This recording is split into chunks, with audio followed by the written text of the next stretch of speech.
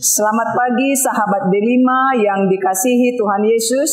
Firman Tuhan menyapa kita hari ini dari kitab Keluaran 14 ayat 14. Demikian dikatakan, Tuhan akan berperang untuk kamu dan kamu berdiam diri saja.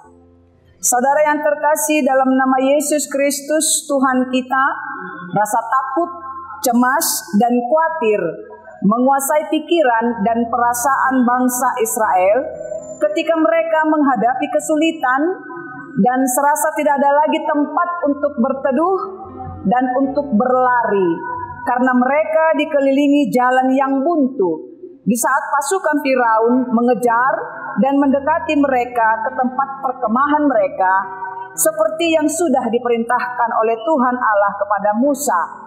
Yaitu jika kita baca pada ayat yang pertama dikatakan, berfirmanlah Tuhan kepada Musa, katakanlah kepada orang Israel supaya mereka balik kembali dan berkemah di depan Pihahirot antara Migdol dan laut. Kamu harus berkemah tepat di depan Baal Zephon di tepi laut.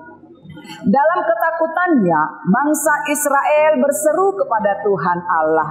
Dan dalam ketakutannya, bangsa Israel meragukan kuasa kasih Allah.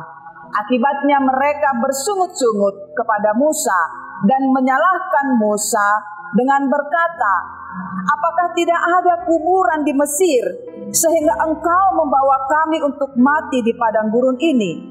Apakah yang kau perbuat ini terhadap kami dengan membawa kami keluar dari Mesir? Bukankah sudah kami katakan kepadamu di Mesir, jangan ganggu kami dan biarkan kami bekerja pada orang Mesir, sebab lebih baik kami bekerja bagi orang Mesir daripada mati di padang gurun ini.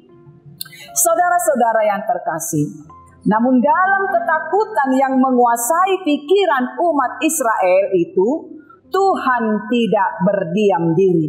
Tetapi Tuhan menanggapi seruan yang disertai ketakutan dan kekhawatiran mereka.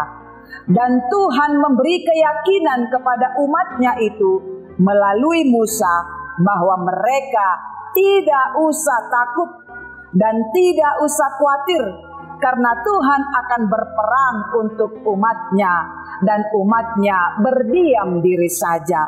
Dalam arti tenang, berserah dan taat, karena Tuhan akan menyatakan kuasanya untuk melepaskan mereka. Demikian juga kepada kita, bahwa kuasa kasih Tuhan pasti dinyatakan di dalam kehidupan kita, di dalam menghadapi berbagai pergumulan hidup yang membuat kita takut, cemas, dan khawatir. Melalui firman Tuhan hari ini, kita dikuatkan, diteguhkan, diyakinkan di dalam ketaatan dan penyerahan diri di dalam iman kita kepada Tuhan, maka Tuhan akan berperang untuk kita dan menyelamatkan kita. Amin.